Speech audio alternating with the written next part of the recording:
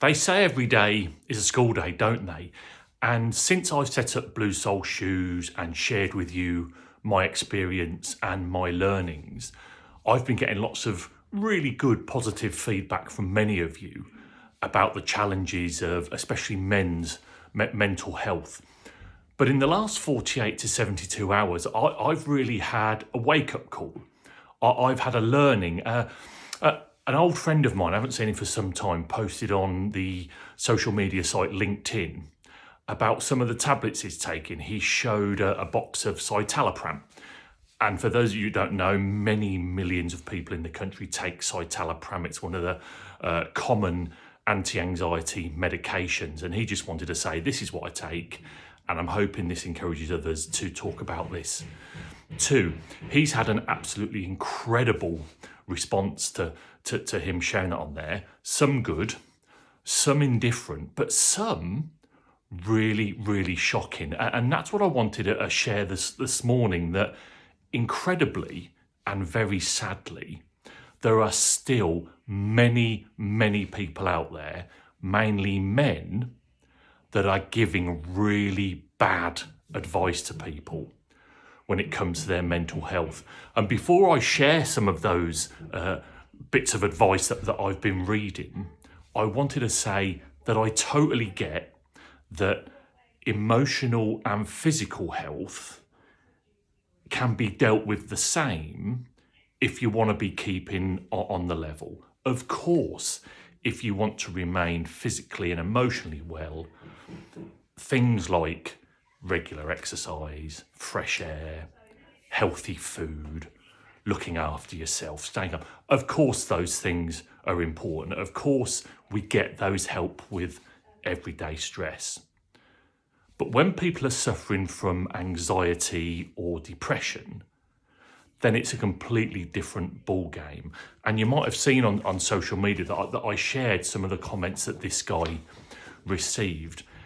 And in a good way, I was totally surprised because I thought people were much more switched on than this. And I want to go through some of them. He'd shared that he's been suffering quite bad anxiety. And the first comment he got was, you just need to eat clean food, exercise more, drink less alcohol, avoid drugs and processed crap, reduce social media, don't watch the news, and then 90% of mental health will be solved right there.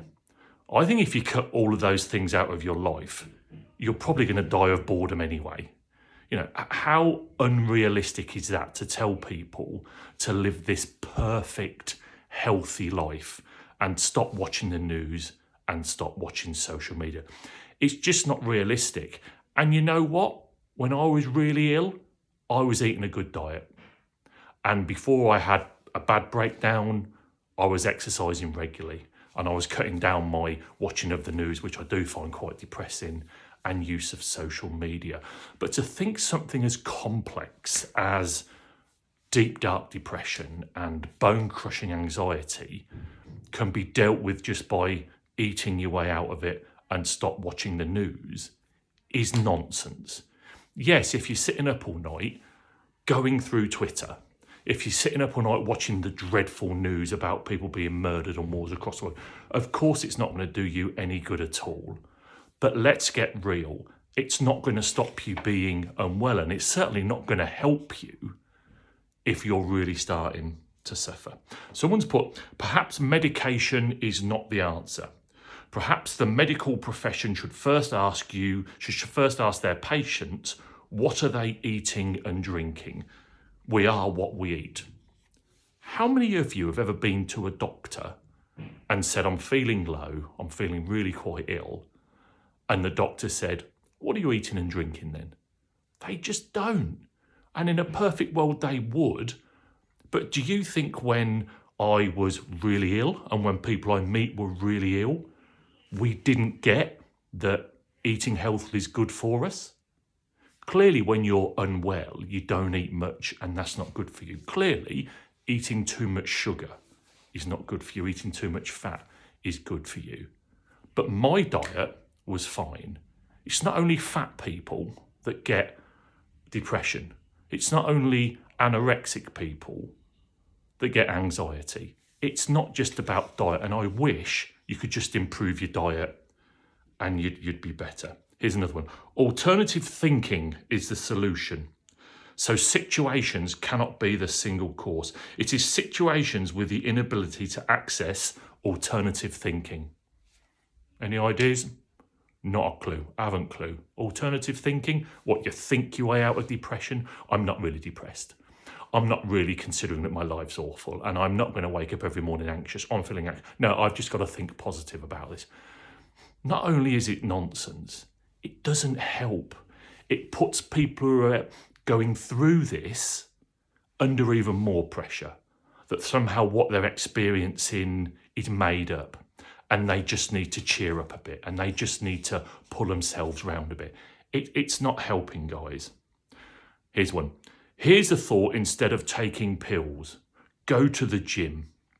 Getting too much of all this mental health lark. It's a lark. Mental health is just a lark. Oh, it's only because we've started talking about it recently. There was no depression during the Second World War, was there, when people were being bombed to bits?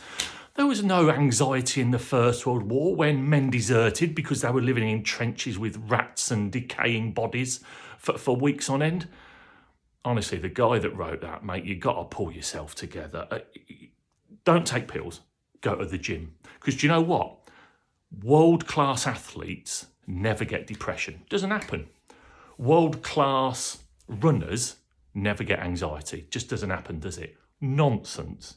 Lots of honed athletes with great physiques have shared about deep, dark depression and bone-crushing anxiety. I can't remember his name, but there was an Olympic swimmer that had to stop swimming for a year because he was full of anxiety.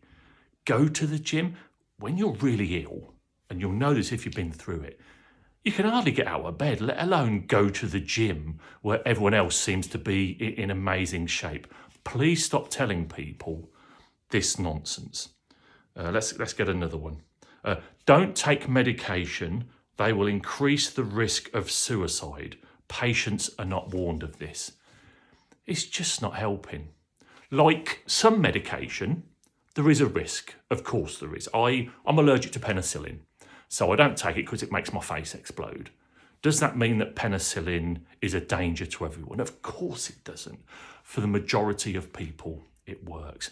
People have shared with me who are on medication for anxiety. A lot of them have shared it works fabulously. It calms them down. You know, it didn't work for me. I went through 4 different lots and it made me worse. But I'm still not going to sit here and go, don't take medication, because it's a lifeline for a lot of people. So again, please don't listen to those people. I've got 2 more for you. The opportunity is adapting your habitual responses, extending the consistency of something you already do. That is the goal. Anyone? No? Anyone? No? Somebody actually wrote that. Not really got a clue. Adapting to your habitual responses. I think that means that when you're having a major panic attack and you feel the world's ending, just adapt to it. Just go, it's okay. I'm all right. I don't really feel the world's collapsing around me. I'm all right. I'll get used to this. Complete and utter nonsense. To finish, my favourite one. Stay away from porn and masturbation. These things ruin a man in the long run. So if you're suffering anxiety, if you've got depression, guys, don't look at porn. Certainly don't pull one off. It's not doing you any good at all. I'm more concerned about the guy that wrote that than I am his advice and what his experience is. Because based on that, every single teenage boy between the ages of about 11 and 20 is going to end up in a mental health hospital, yeah? It's just complete nonsense. Yeah, of course, I would say don't get addicted to pornography. Same as don't get addicted to smoking or drinking or gambling, of course. And my personal view is a lot of pornography is very misogynistic and anti-women. So again, it's not the right thing to do. But we've known for years that masturbation is a healthy thing for men and women, and to suggest something like just adds even more and more guilt to people. When you're depressed, when you have anxiety, the last thing you're going to think about is that anyway. I just remember feeling so asexual, just so like that's the last thing on my mind. I'm struggling to raise a smile, let alone raise anything else. So if you're watching this video today, please share it. I always ask you to share videos. Please share this one more than any others, because there are still so many well-meaning idiots sharing really unhelpful content. It's mostly men, and it's not helping, and it's nonsense, and it's making guys worse. So please share this video to make sure more people see it and more people know the reality of what happens when you get anxiety and depression and what you can do about it.